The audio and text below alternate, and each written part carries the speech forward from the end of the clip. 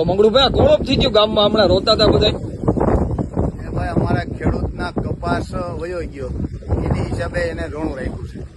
આ રોણું એનું છે, કપાસ વયો ગયો ને એનું.